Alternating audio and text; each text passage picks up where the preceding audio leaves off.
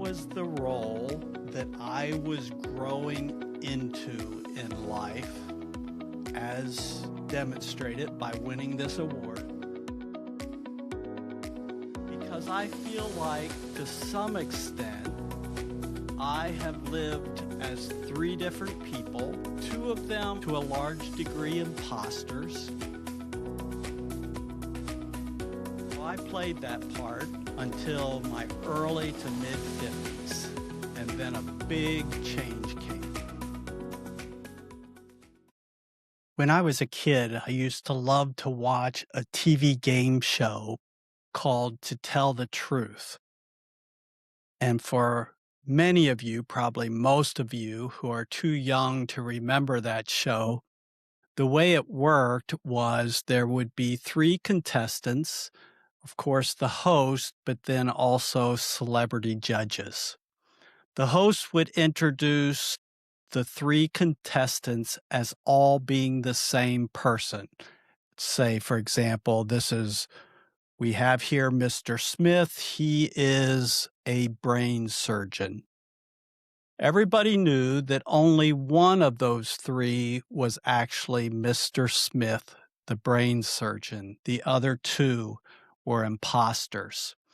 And then the celebrity judges would get to ask all three of them questions to try to figure out which one was the real Mr. Smith and which two were the imposters.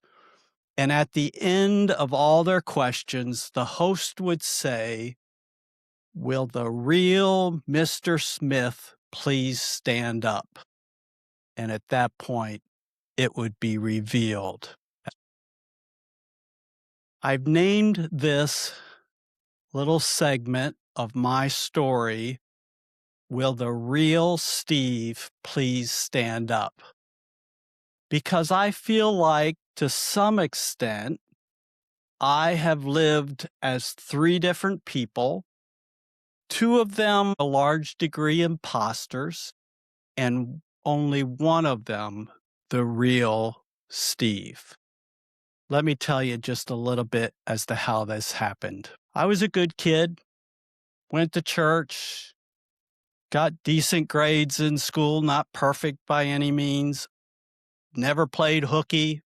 In fact, my senior year in high school, we had what was called superlatives that the senior class would vote on as to who in the class fit a certain category the best.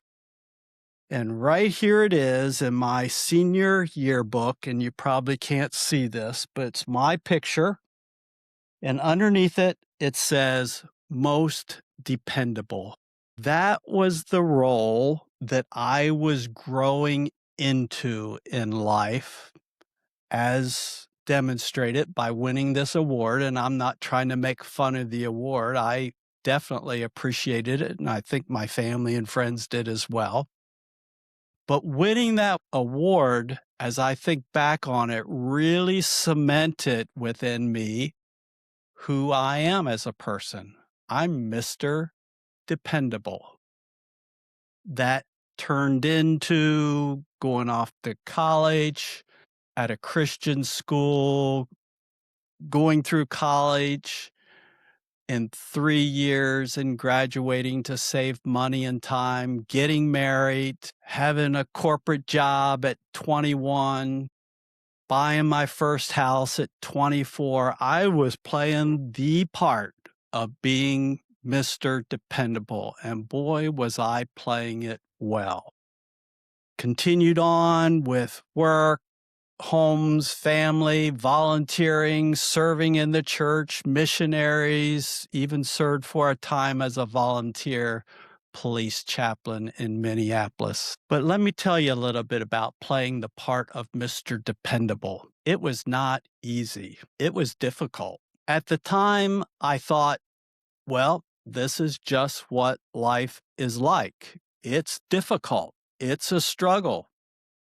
You grow weary trying to play your part just right to continue to earn the respect of being Mr.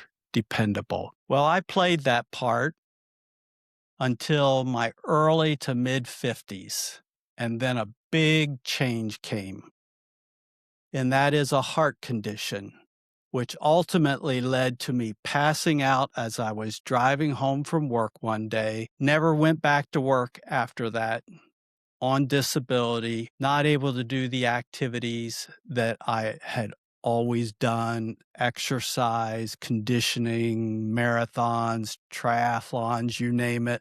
I love doing those kinds of things. No job, no health, friendships changed. And all of a sudden, it was like, wait a second, in this play, there doesn't seem to be a part or a role for Mr. Dependable. How do you be Mr. Dependable in this situation? Of course, that led to all kinds of questions that I had never addressed before in my life.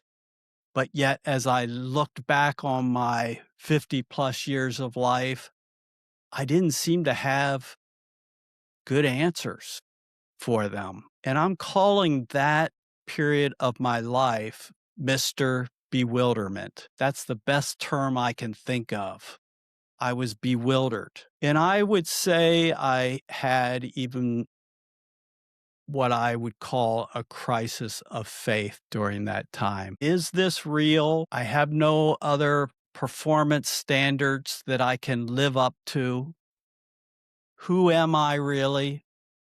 Fortunately, God walked with me through both of those phases, but particularly in that phase of playing the part of Mr. Bewildered, it led me to exploring those questions in more depth. And with that questioning and that calling out of what is this, I was led to some teachings and practices that are more transformational in my faith journey. And I am so thankful for that guidance that I received during that time. It wasn't an easy time. It was very, very difficult. But I look back on it now in a thankful manner, because without walking through that time of Mr. Bewilderment, I never would have gotten to, or maybe, I don't know, obviously, I don't have the answers. I probably would have never gotten to the third phase. In that third phase that I'm living in now, I'll just call Mr. Free. That's the best word I can think of. There's a lightness now to my step. There's not the worry. There's not the concern. There's not the trying to live up to a standard. I don't need to have all the answers. Nobody does. I don't need to look good. I don't feel the need to try to be careful to avoid character attacks because I know my character's bad. You aren't telling me anything new. And probably, and this is a biggie for me, given kind of the way I grew up, because I heard this phrase over and over, and I used it myself, this great fear of the slippery slope. I no longer need to worry about the slippery slope or being accused of being on the slippery slope, because the reality is, as I thought about it, I slid down the slippery slope, but thank goodness I splashed into an ocean of God's love, of God's guidance and companionship in the here and now, something that I had not experienced with any depth prior to reaching this phase of my life. And it's because of that journey that I have been on. And by the way, let me say, I don't dismiss in any way or have regrets about my past. I just, looking back, recognize it for what it is. I was loved, I was treated well, I was very fortunate, and I believe that God was with me every step of the way. But now I am very blessed to be in a different relationship. My sense is that I'm not alone on this path. In fact, in starting this podcast, I've already heard from a number of people who can identify with reaching a point. For some, it's health, others, it's divorce, for some, it's a death in the family, you name it, could be anything. It's something all of a sudden it was like, wait a second, I can't run on autopilot anymore. There's got to be more. I must be missing something here. This is too hard. I don't know who to be. And then they've started to walk their way out of that valley. I would even call it, in my case, a crisis of faith. It reached points where I had such doubts that I was wondering if I ever would have faith again. And thank goodness, with God's care, that light within me, at just the right time, things were revealed to me through people, through circumstances that have made all the difference. And I see that as the goodness of God. I want to share this journey with you that I'm on. I have not arrived by any form or fashion. I'm still on the journey, and I want to invite others to walk with me. I'm going to be talking to lots of different guests that have their own stories to tell. We'll talk to, quote, experts in various fields that we think will be helpful as we walk this path. But more than anything else, what I believe that is available to all of us, and that's why I'm sharing this as opposed to just keeping it within, is that in the end, and who knows when that end will be, especially when you're a guy like me with the heart issues, when the game is over and the host says, "Will the real Steve please stand up?"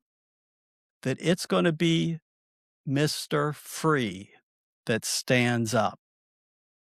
I look forward to walking this path with you.